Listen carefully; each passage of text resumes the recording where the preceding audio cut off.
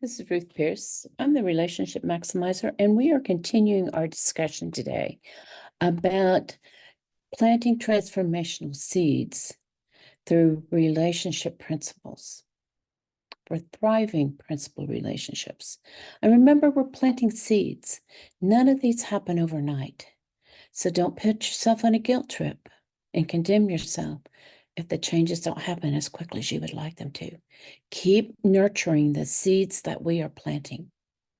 Keep taking that walk in the forest that you need to take in order to create those new pathways in your brain, building new synapses in the brain so that you change what you believe, what you value. Before we get started on the fourth principle, let's review where we've been, because that can nurture those seeds. And the first principle was to love and value yourself. And a lot of us don't do that. We've been taught otherwise, that it's selfish to love and value yourself. Always put others in front of yourself and all these things. It's the concept of putting your oxygen mask on before you help your child in the airplane. And the deeper that self-value and love is, the more you will be able to have better relationships outside, because it's going to naturally overflow. Now, when you first start doing it, it may feel selfish, and other people may look at you and say you're being selfish, but continue to nurture it. Continue to let those concepts grow, and they will. And then it naturally overflows to other people. I like to say that the degree in which I love and value myself sets the thermostat for how high all my other relationships can go. So if I want higher or deeper relationships with others, it starts here. I have to love and value myself. That's how important it is. And then the second principle was, what you believe controls your world.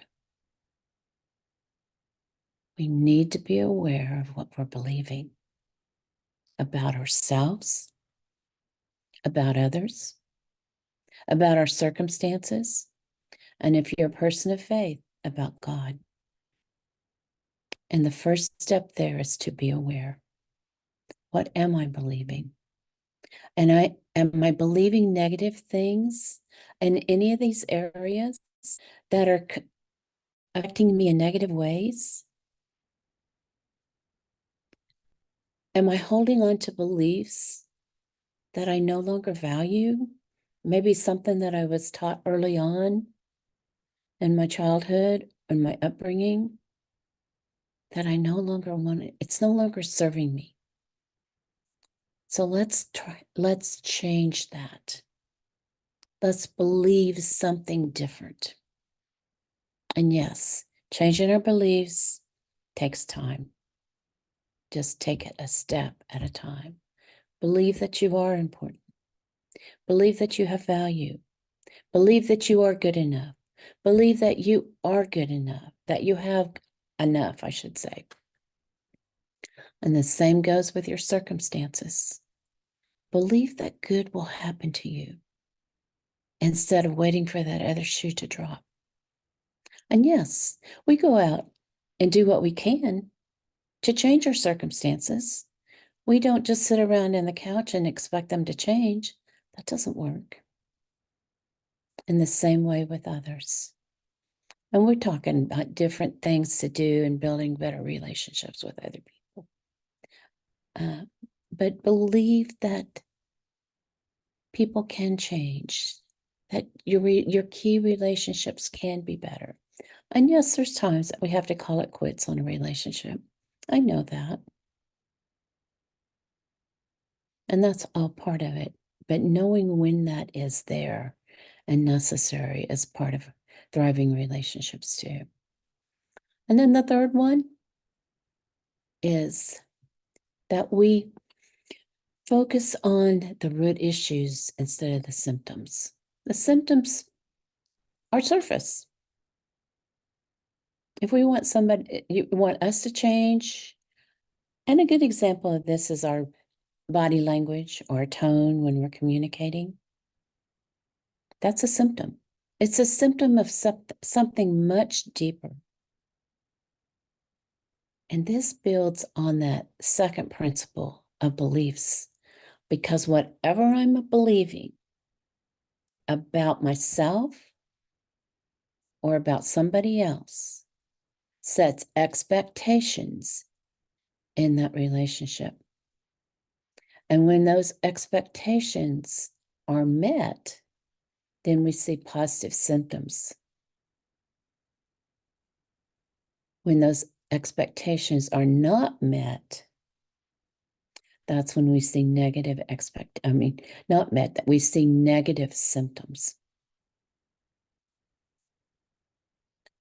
And those expectations, those beliefs and those expectations are all at a very, very deep level, a deep root level, if you want to call it that. But whatever's happening down here, you can think of it as under the ground, or you can think about it as the iceberg, because there's a lot of more under the iceberg that we can't see under the water, I should say, is showing forth in symptoms. And if you want to change, transformational change that lasts in a relationship or within yourself, don't focus on changing at the symptom level. The symptoms are just coming out of what's happening down here. So go down here and figure out what you're believing, what your expectations are, and let that change so that you can have more positive symptoms. And today, we're going to dive even deeper. And we're going to talk about something called interdependent relationships. And by the way, you may want to grab a piece of paper, because I'm going to have you write down 3 columns. So if you've got one close, grab it, stop this video, and get it if you need to. And by the way, this concept, I first was introduced to it in Stephen Covey's Habits of Highly Effective People, 7 Habits of Highly Effective People, which is an awesome book with so many deep nuggets. And then I've made it my own, so it's built a lot more than what is in that book. But in those 3 columns, you're going to have dependence. You're going to have, in the second column, you're going to have independence. And in the third column, you're going to have interdependence. Yes, interdependent relationships are the ideal. And pat yourself on the back if you feel like you have those. And I'll give you definitions here in a minute. But most of us are stuck either in dependence or independence. And so I want to help you realize and be aware of what those look like, and then say, how can I move from dependence to independence and then on to interdependent? Okay, here's some quick definitions, and we're going to go into the pros and cons later, but here's some definitions so you know what we're talking about.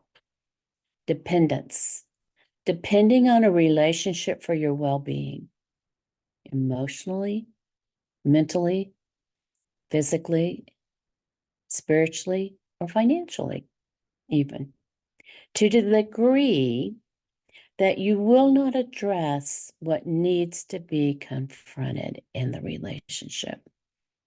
I'm going to read that again. Depending on a relationship for your well-being, emotionally, mentally, physically, spiritually, or financially, to the degree you will not address what needs to be confronted. Independence. Knowing that you could, if you had to, function and even thrive on your own without that relationship. We'll go into deeper on that when we talk about the pros of that relationship. Let me read that again. Knowing that you could, if you had to, function and even thrive on your own without this relationship. Now, relationships are important to us.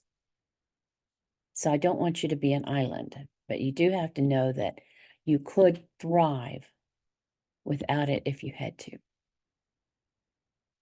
Interdependence, it's two healthy entities. And I use the word entities because we think of them as people. And most of the time they are. But it can be organizations.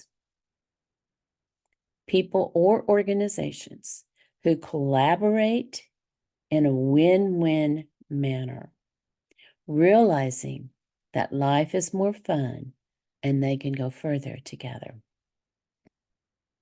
So it's when you get to interdependence, you've actually got two people who have passed through independence, knowing they can function well on their own. They're taking responsibility. They're taking ownership of who they are. But they realize that we are made for relationship. So they find somebody else that is at that maturity level and ready to go to interdependent relationships. And then they bond together or work together, and they know that they can have more fun together, and then they can go further. And it's always in a win-win manner. And so that's the reason that it's the ideal. I'm going to jump over now and talk to some pros and cons about these different ones. Find them in my notes here just a second.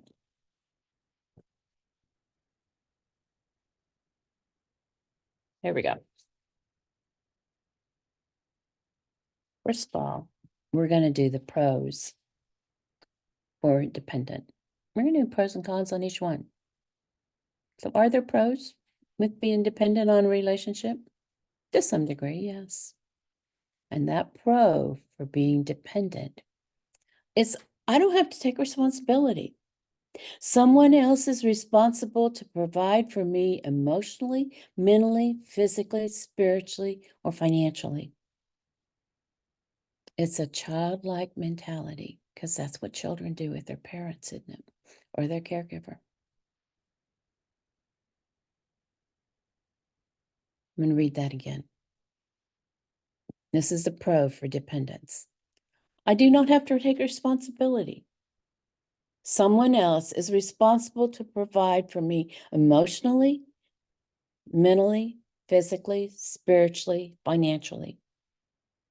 It's a childlike mentality. The cons of being in a dependent relationship. I do not have control of my life.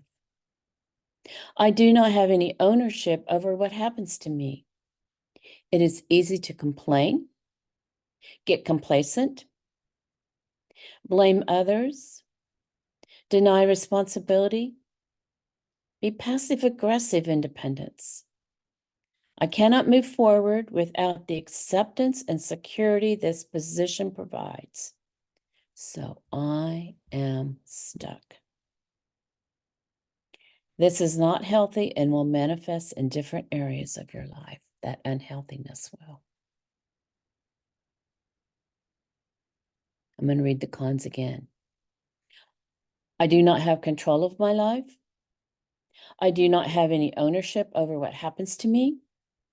It is easy to complain, get complacent, blame others, deny responsibility, be passive-aggressive in dependence. I cannot move forward without the acceptance and security of this other party and what they provide.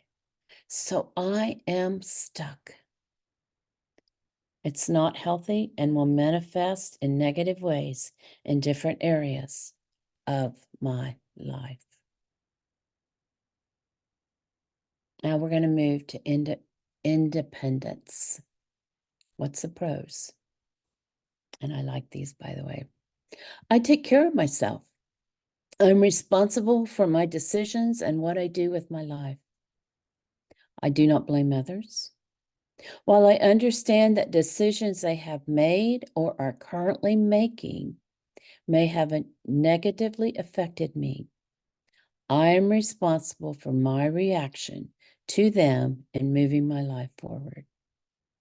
I am responsible for developing my gifts and talents, and my security is not based on this relationship. I own setting boundaries. I'll read it again. I take care of myself. I am responsible for my decisions and what I do with my life. I do not blame others. While I understand that decisions they have made or are currently making may have negatively affected me, I'm responsible for my reaction to them and moving my life forward. I'm responsible for developing my gifts and talents. My security is not based on this relationship. I own setting necessary boundaries. So the pros of independence, if I had to sum it up in one word, or 2 words, we're going to make it 2 words, taking responsibility. I don't pass that responsibility on to anybody else. I own it. The cons. Are there cons to being independent? Yeah, there are. It's a self-sufficient way of life and can be empty of close relationships. We're made to be connected. Lack of close relationships is not healthy. We can replace relationships that are not healthy or ones that are not ready to move forward towards interdependent yet with healthy ones, either temporarily or permanently. And we often need to, because we need to find those win-win relationships. But let me put this caveat on here. The closer the relationship, it is worth the effort to move it toward interdependent.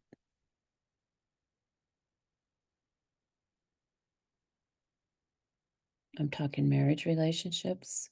Don't give up on them too easily. My husband and I have been married 80 years. Is it a perfect relationship all the time? No. But we have that vision of what we want it to be. And the same with family. Friends, depending on the depth there, the history, they may fall in one where you can replace them easier. But it's worth the effort. The closer the relationship, before you call it quits.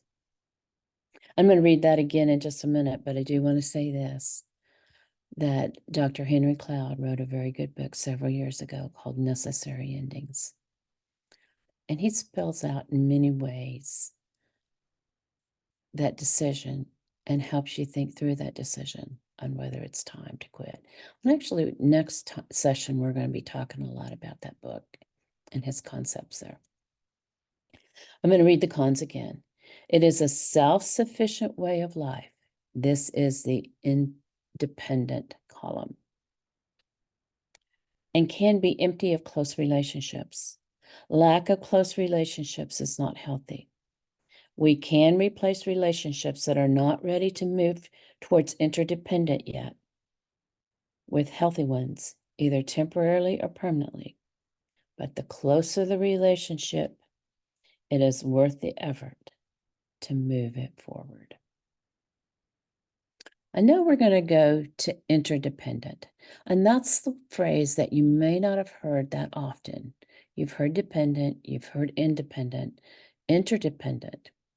That's where you have two parties that are healthy and they realize that life is more fun together in a relationship and they can move further, so they build something together.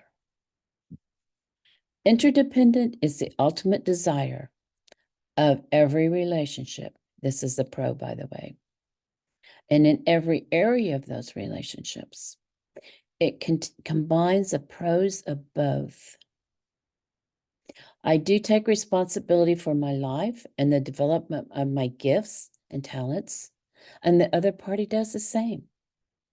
I have learned to be secure in who I am, and my security is not dependent on any other person. However, at the same time, I appreciate the interaction with the other, involving meeting healthy needs emotionally, mentally, physically, and spiritually, because we all do have those for each other. In that way, a healthy dependence is in place. Life is better together is the mantra. That was long. I'm going to read it again. This is a pro for an interdependent relationship. Interdependence is the ultimate desire of every relationship and every area of those relationships. It combines the pros of both. I do take responsibility for my life and the development of my gifts and talents. I have learned to be secure in who I am, and my security is not dependent on any other person. However, at the same time, I appreciate the interaction with the other, involving meeting healthy needs emotionally, mentally, physically, and spiritually for each other. In that way, a healthy dependence is in place. Life is better together is the mantra. Here's the con. With a healthy interdependent relationship, there are not any cons. No relationship is always perfect, though. So tweaks will be needed along the way to keep it healthy. Occasional dips will happen along the way, but it will be quickly addressed, and then forward mobility will occur again. Read that one again. This is a con for interdependent. With a healthy interdependent relationship, there are not any cons. No relationship is always perfect, so tweaks will be needed along the way to keep it healthy. Occasional dips will happen, but they will be quickly addressed, and then forward mobility will occur again. That's a lot to take in. But now I want to go and talk about some key things, because this is a lot of new concepts. These are some bullet points that I have written down. One key is knowing where you are overall in a relationship. And you can be in different places with different relationships in your life. And that's okay.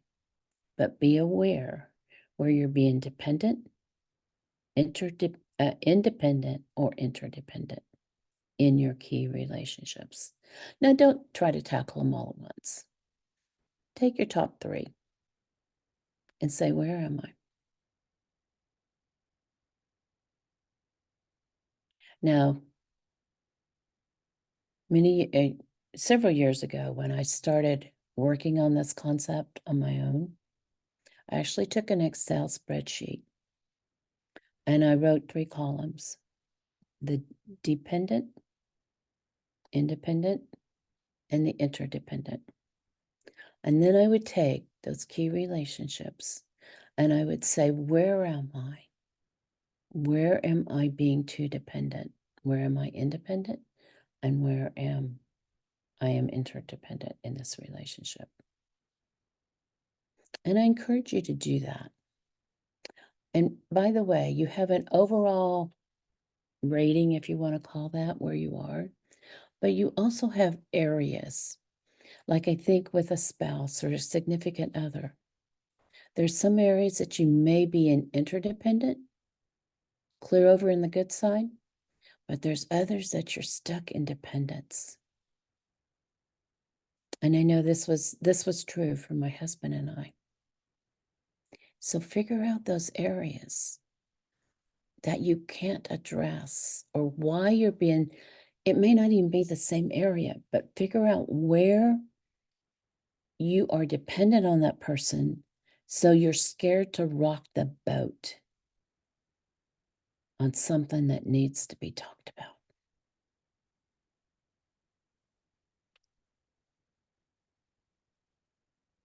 And that was our second bullet point, by the way.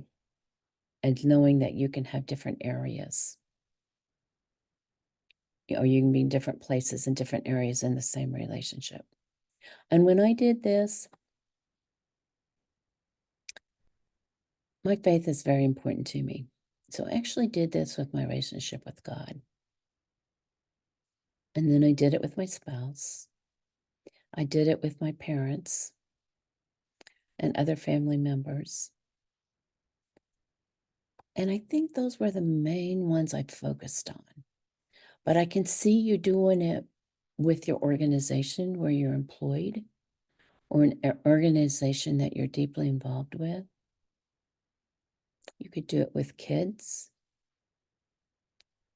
friends, especially close friends. I think I would separate those out so that you at least focused on one friendship at a time. And then I would do it 2 times a month. And what I did, mine was on an Excel spreadsheet, and I actually would copy and paste. No, excuse me, it wasn't copy and paste. It was save as, so that I could look at where I was the last time I wrote about it. This is also a form of journaling, honestly. And then I would say, am I still at that place? Or have I moved forwards or have I moved backwards? Okay, back to our key things we want to talk about here. I do believe that independence is a vital middle step in the whole process. I don't think you can jump from dependence over to interdependent without going into independence first. You've got to learn to take that responsibility, that ownership of yourself before you're ready to jump in with somebody else.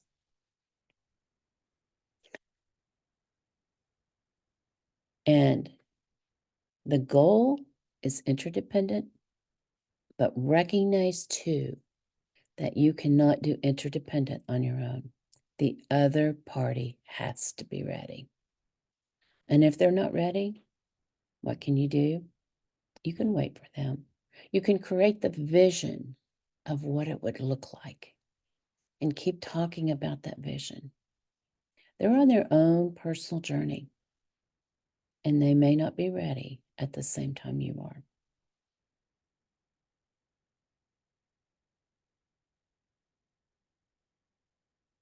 And you're going to slip back occasionally in an area. Recognize where and when you went back into dependency and move back first to independency or being independent, and then work again with the party to move back to interdependent if that's where you were. If you hadn't got there yet, then it's on you to recognize where you were being dependent and move it back to independence.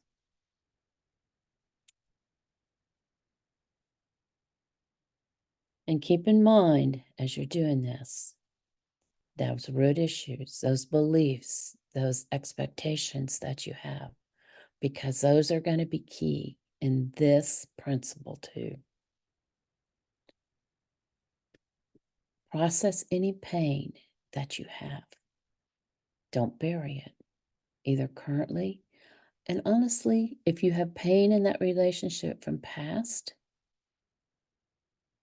find a way to process it, either on your own, through journaling, with a close friend, with a professional, but find a way.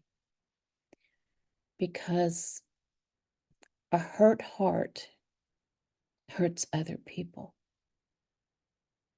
A healthy heart can love other people.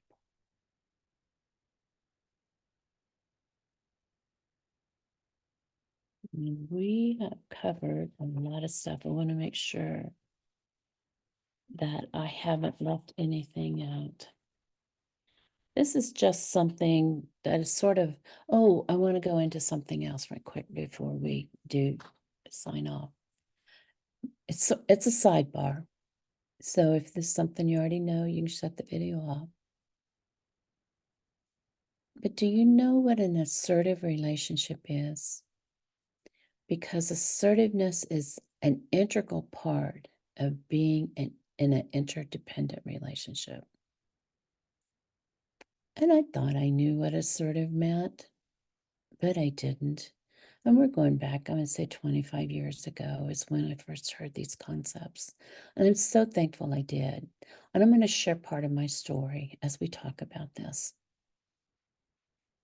Because of the environment that I grew up in, I was taught to put others before myself. It wasn't common practice at that point, the concept of putting your oxygen mask on before you help the other person. So we always were saying we were taught it was selfish to put our needs, our wants ahead of other people's. And we called that being passive. Passive is when I lose and you win. So that's what I would have classified myself as. But in reality, no one is passive. You can't be, because you get all these hurts inside you and they have to come out. And they do. And it comes out as passive aggressiveness. And passive aggressiveness has two forms. One is manipulation.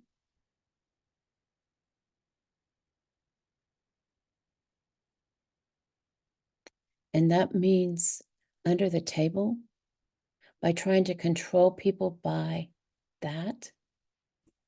Or it may be like criticism, snide remarks. And we've all done that. And we've all been received it. Where somebody's trying to control things behind the scenes. That's one form of passive aggressiveness. And the other one is where it actually comes out as aggression. And I've done that one too. Where it's boiled over and it came out like lava from a volcano. And no, it wasn't pretty. And I'm still repairing some of the hurt relationships that happened in those environments. And then you've got plain out aggressive, which we've all know people that's their just nature to be aggressive. And then there's assertiveness. And assertiveness goes for the win-win. How can we make it a win for me and a win for you? That's part of that interdependent relationship. Now, I want to say this, and this is a concept that really just struck me in the last year. And that is, if I lose and you win, it's a loss for the relationship. If I win and you lose, it's a loss for the relationship. So the only way the relationship can have a win if it is a win-win.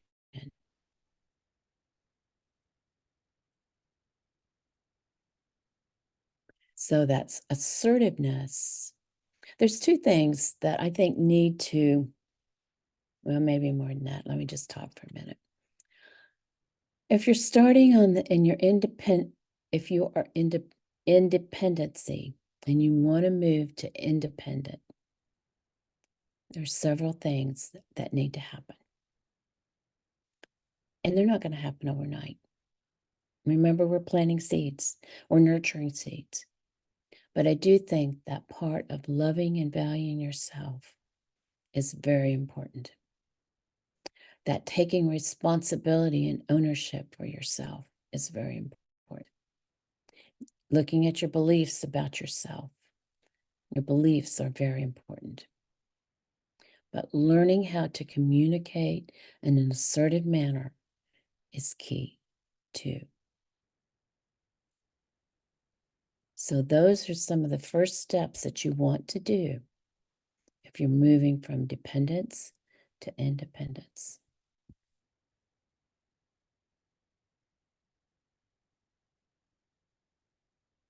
And then as you learn those and they become an integral part of who you are, then you're going to start to look at your other key relationships and evaluate where they are.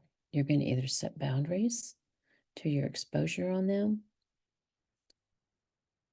or you're going to say quits, or you're going to hold that vision out, and you're going to find it may be not your current relationships, but you're going to find other like-minded people that are already in independence that want to move to a relationship of interdependence. They may not call it that. They may not use that term, but you'll recognize them because they are taking responsibility. They are taking ownership of their life, just like you are.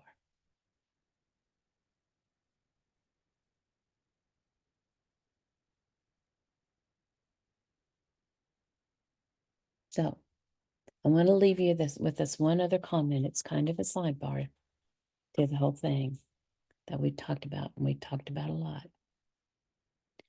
But if I cannot say no to you without negative consequences, then it's not a healthy relationship. But after my soft no, and I mean it can be firm, but it doesn't have to be aggressive, my next question should be, and I need to follow it up immediately, how can I make it a win-win for both of us? That's a healthy relationship. So with dependence, figure out where you are in dependence, move to independence, and get firmly established there. And then look at your key relationships and say, which one are already interdependent? And which ones are close that it wouldn't take much to move forward? And with that, I'll say goodbye.